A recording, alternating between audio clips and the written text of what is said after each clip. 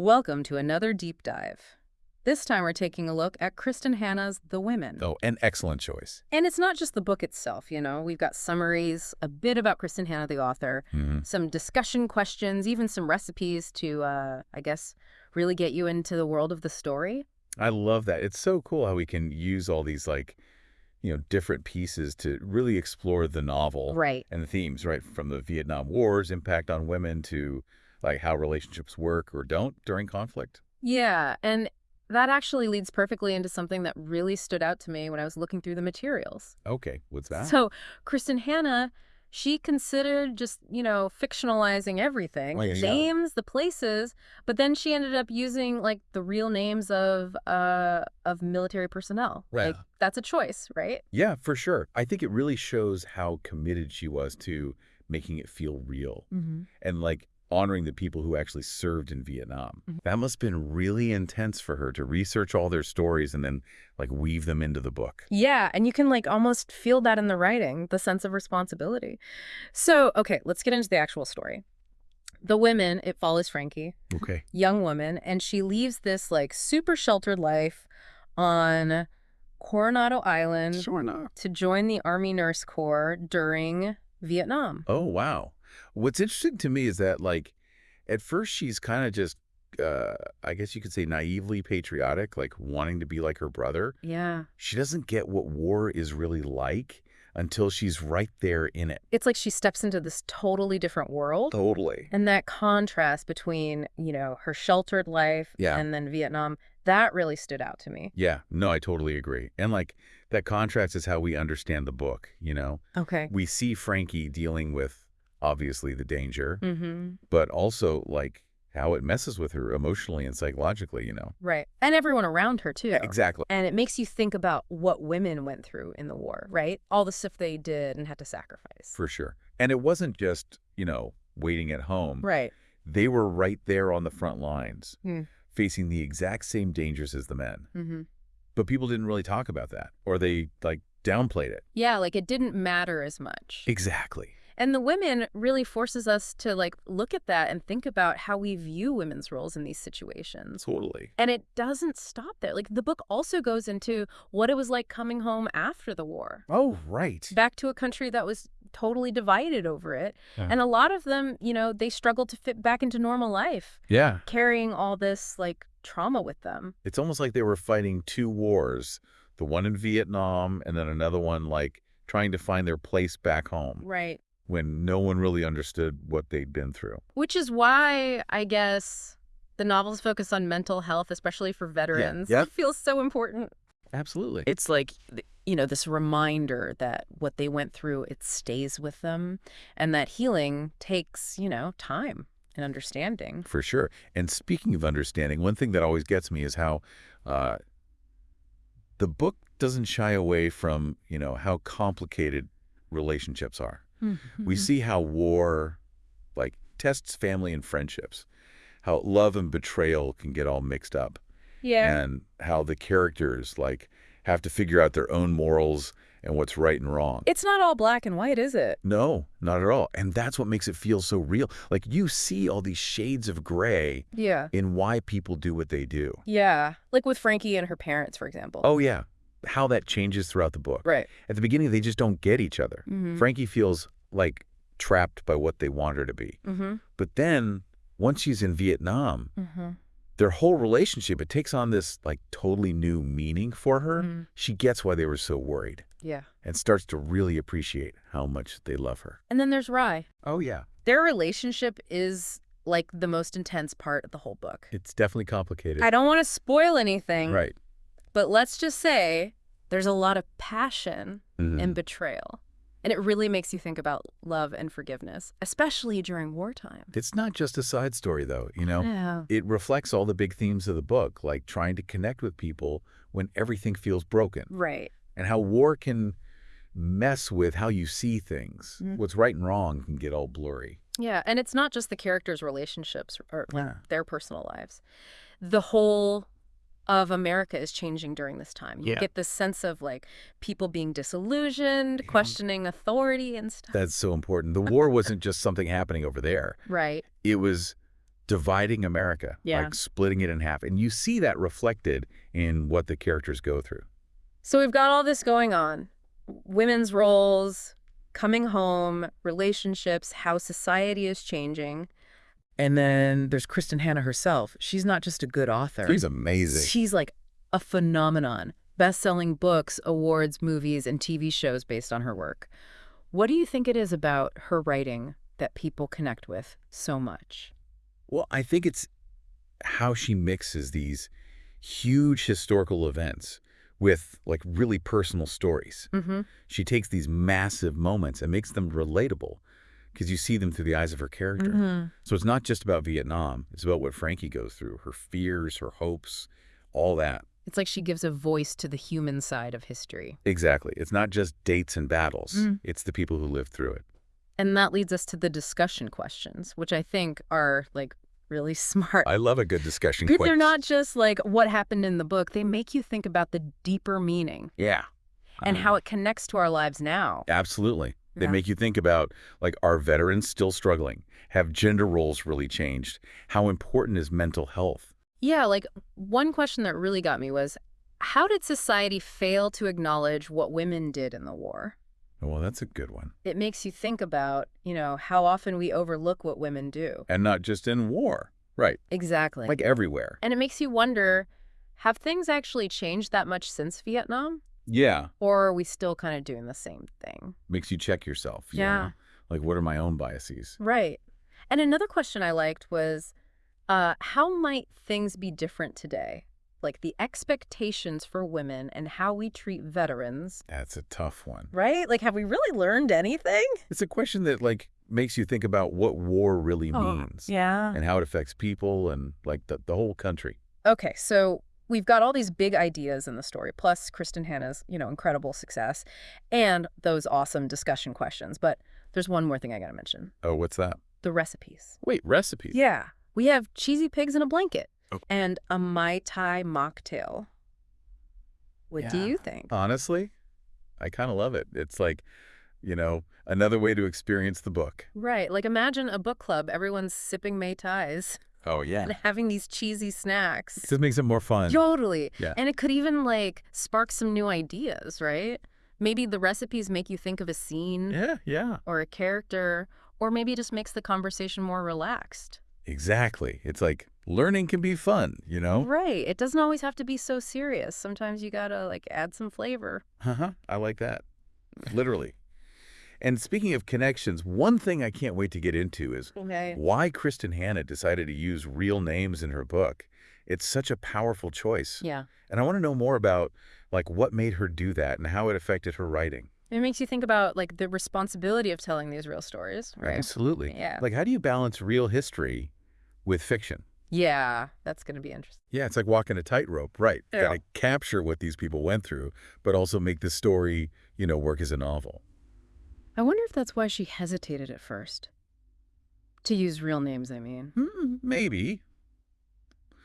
She needed to really think about it before diving in, make sure she could do it right.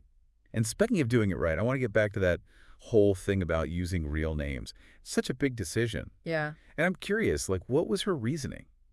So from what I've read, she felt it was really important to honor the people who served in Vietnam, to make sure their stories weren't forgotten, She had to give them a voice. Exactly. It was her duty to make sure those experiences were part of the story. And that adds another layer to the whole thing, right? Exactly. Because now it's not just fiction. Right, yeah. It's blurring the lines with reality. Yeah. Which makes it even more powerful, I think. For sure. It makes you remember that war isn't just an idea. There were real people who lived and died. And by using their names, it's like she's, keeping their memory alive, making sure people know what they did. Yeah, it's powerful stuff.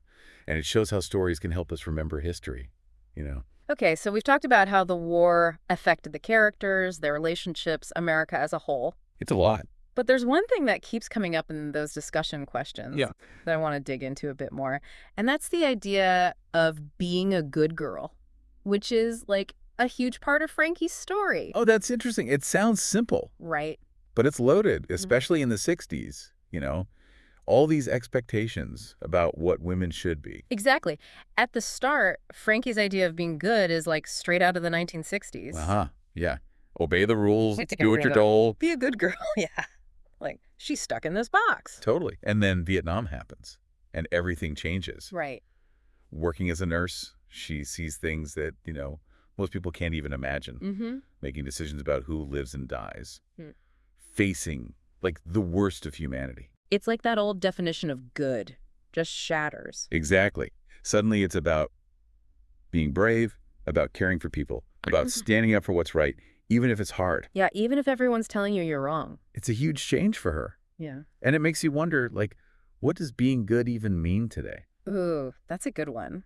Like, have we really moved on from all that old stuff? I don't know. It makes you think about how we see ourselves, Yeah. and what we expect from each other. Yeah, like, what are our own values? How do we balance what we want with what everyone else expects? And how do we make sure that, like, our idea of good actually makes the world a better place? So even though the women is set in the past, it's asking questions that we're still dealing with now, which is what makes a good book, right? Right, totally. It's like it speaks to everyone no matter when you read it. And speaking of, those big questions, one thing I noticed is how the discussion questions, they kind of make you think about Vietnam, not as history, but as something that's still affecting us today. That's so true.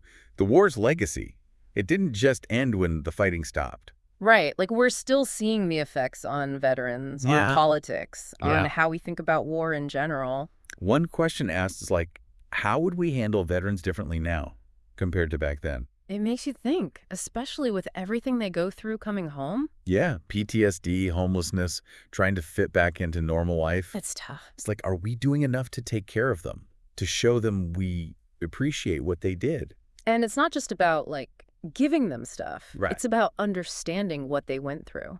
And that takes us back to mental health, which is such a big part of the women. Yeah.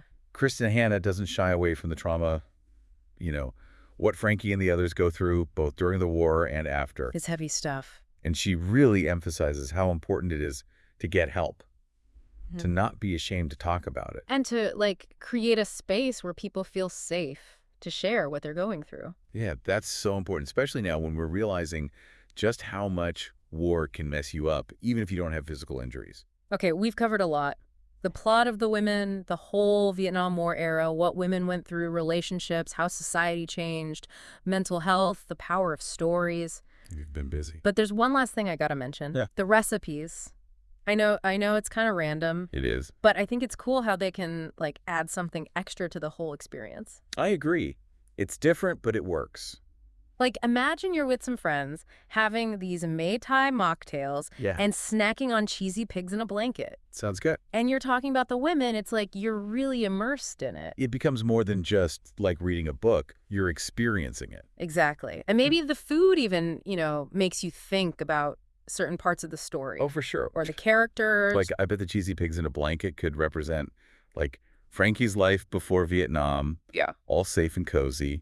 Ooh. I like that. And then the Mai Tais are, like, Vietnam itself, all exotic and, a little dangerous. Exactly. They become symbols, right? Yeah. Not just snacks. And it reminds us that learning doesn't have to be, boring. Sometimes you got to spice things up a bit. I am all about that. And speaking of connections, one thing I'm really drawn to is how the women kind of bridges the gap between the past and now. That's a good point. Like, even though it's about Vietnam, it's asking questions that we're still dealing with today. Which is what makes it so good, right? It's timeless. Totally. For example, all the stuff about how women were treated during and after the war, that's like straight out of the headlines today, Gender equality, what women's roles are, how they're still fighting for respect. Yeah, it's crazy how much hasn't changed. And the whole idea of trauma and loss and, picking yourself back up. Resilience. Yeah, that's it. That's something we're always dealing with, right? Like, no matter how bad things get, people find a way to keep going. And the women also makes you think about the ripple effects of war, how it affects not just the people who fought, but their families, their communities, the whole country. It's a reminder that war doesn't just end when the soldiers come home. Right. The consequences, they can last for generations. Exactly. It shapes how we see ourselves, our relationships, everything. So even though Vietnam was a long time ago, it's still part of who we are. And the women gives us a way to, like, understand all that. Man, it's amazing what one book can do, huh? We've gone from, like, the jungles of Vietnam to thinking about what it means to be good today, all thanks to the women. Yeah, that's Kristin Hannah for you. She knows how to tell a story that gets under your skin and makes you think. And for me, what really sticks out is how she shows, like, the inner strength of women. Not just, during the war, but dealing with everything after. Oh, absolutely. Frankie's, whole journey is a perfect example. She starts out with this narrow idea of what being good means, and by the end, it's like she's rewritten the rules. Yeah. It makes you wonder how many other stories like hers are out there, just waiting to be told, especially from women who are in Vietnam. It's true. And I think that's one of the best things about this whole deep dive. It's made us look closer at history, to see the real people behind it. And to remember that what happened back then, it still matters now. Exactly. Like, those experiences, they didn't just disappear. They're still affecting families, communities, the whole country. Right. It's all connected. And it reminds us that history isn't just some boring textbook stuff. It's made up of people's lives, with all the good and bad that comes with that. Okay. So as we wrap things up, I want to go back to something we talked about earlier, the idea of, being a good girl and how that's changed over time. It's something that I keep thinking about. Yeah, it's a tricky one. Like, what does it even mean to be good these days? Exactly. Have we really moved on from those old expectations, or are they just, disguised as something else now? And it makes you think about, how much empathy plays a role. Can you be a good person if you don't try to understand where other people are coming from? That's deep. Especially people who are different from you, Yeah, real goodness has to be about more than just following the rules. Right. It's got to be about connecting with people, being compassionate, trying to make the world a little better. So as you go about your day, I hope you'll keep thinking about that. What does it mean to be good in 2024? And don't be afraid to, look at things from different angles. That's the best way to learn and grow, right? Yeah. The women has definitely shown us that. It's all about, challenging what you think you know and being open to new experiences. This deep dive has been a wild ride, for sure. We've talked about history, literature, relationships, all kinds of stuff. And even though our conversation's over, I hope the things we've talked about will stick with you. It's been awesome. And remember, the most important things are the ones that you keep thinking about long after you've finished listening. Well said. Thanks for joining us on this deep dive. Until next time, keep exploring, keep asking questions, and keep learning.